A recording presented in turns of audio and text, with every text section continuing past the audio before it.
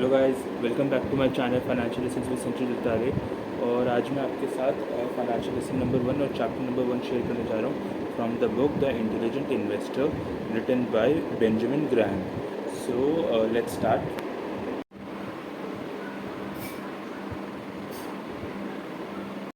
सो guys, chapter number 1 की heading है investment versus speculation, result to be expected by the intelligent investor. यानी कि investment versus speculations, आप जो इन्वेस्टमेंट करते हैं उसके वर्सेस स्पेकुलेशंस हैं और रिजल्ट क्या एक्सपेक्ट करते हैं intelligent investor. Investment versus speculations. What do you mean by investor? Throughout this book, the term will be used in contradiction to speculator. As far as back in 1934, in our textbook Security Analysis, we attempted a precise formulation of the difference between two as follows. An investment operation is one which, upon through analysis of promises, safety of principles, and adequate return. Operation not meeting these requirements are speculative. While we have clung tenaciously to this definition over the ensuing 38 years, it is worthwhile noting the radical changes that have occurred in the use of the term investor during this period. After the great market decline of 1929 to 1932, all common stocks were widely regarded as speculative by nature. Thus, we have then to defend our definition against the charge that it gave too wide open scope to the concept of investment. Now, our concern is of the opposite sort. We must prevent our readers from accepting the common jargon which applies the term investor to anybody and everybody in the stock market. ये हमें prevent करना है, readers को ये समझाना है कि common term जो इन्वेस्टर है वो सबको, वो किसी को भी और सबके लिए नहीं है। मतलब in our last edition we cited the ये सब कोई भी जो इन्वेस्ट करता है स्टॉक मार्केट में वो इन्वेस्टर कहलाता है। We in our last edition we cited the following headline on a front page article of our leading financial journal in 1962. So 1962 में ये हेडिंग है, ये आर्टिकल में लिखी गई थी, small investor bearish, they are selling odd lots short. In October 1970, the same journal had an editorial critical of what it is called a reckless investor, who this time were rushing on the buying side. The quotations were illustrate the confusion that has been dominant for many years in the use of the word investment and speculation. कई ये जो quotation है confusion create करता था लोगों के बीच में for many years. Investment और स्पेकुलेशन के बीच में कन्फ्यूजन क्रिएट करता है ये quotation. Think of our suggested definition of investment given by above and compared with the sales of a few shares of stock by an inexperienced member of the public who does not even own what he is selling and has some largely emotional conviction that he will be able to buy them back at a much lower price. उसका जो इंसान मतलब जानता भी नहीं वो क्या बेच रहा है, उसको एक कन्विक्शन है कि वो इमोशनल कन्विक्शन है कि वो उसे बाद में सस्ते दाम पे खरीद पाएगा। In more general sense, the later used phrase reckless investor could be regarded as a laughable contradiction in terms something like spendthrifts were this misuse of language not so mischievous.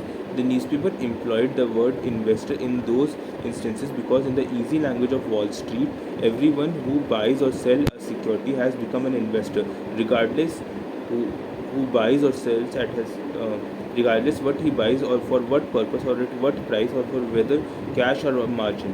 Compare this with the attitude of the public towards common stock in 1940, when over 90% of those who express themselves as opposed to the purchase of common stocks. ये लोग express कर रहे थे अपनी मतलब oppose कर रहे थे कॉमन स्टॉक्स को नहीं खरीदने के लिए। about half gave as their reason not safe a gamble and about half the reason not familiar with. So कुछ लोगों ने ये रीज़न दिया कि एक्सक्यूज़ बनाया कि ये सेफ़ नहीं है, गैम्बल है। कुछ लोगों ने ये बोला कि मैं इससे मतलब वाकिफ़ नहीं हूँ, मैं कुछ नहीं जानता इन्वेस्टमेंट के बारे में। It is indeed ironical that commonly stock purchases of all kinds were generally regarded as highly speculative or risky at that time when they were selling on a most attractive basis due to soon being their greatest advance in history. Conversely, the fact that have advanced toward or undoubtedly dangerous levels are just by past experience later transform into the investments and the entire public into investors. This distinction between investment and speculation is common stocks has always been a useful one, and its disappearance is a cause of concern. We have often said that Wall Street as an institution would be well advised to reinstate this distinction and to emphasize in all its dealings with the public. Otherwise, the stock exchange may someday be blamed for heavy speculation losses, which those who suffered them had not been properly warned against. Ironically, once more, much of these recent financial embarrassment of stock exchange firms seem to have come from the inclusion of the speculative common stock in their own capital funds. We trust that the reader of this book will gain a reasonably clear idea of the risks that are inherent in common stock commitments risk which are inseparable from the opportunities profit that they offer, and both of which must be allowed for in the investor's calculation. What we have just said indicates that there may no longer be such a thing as Simon pure investment policy comprising representative common stocks, in the sense that one can always wait to buy them at a price that involves no risk of a market or quotational loss large enough to be distinguishing. In most periods, the investor must recognize the existence of a speculative factor in his common stock holdings.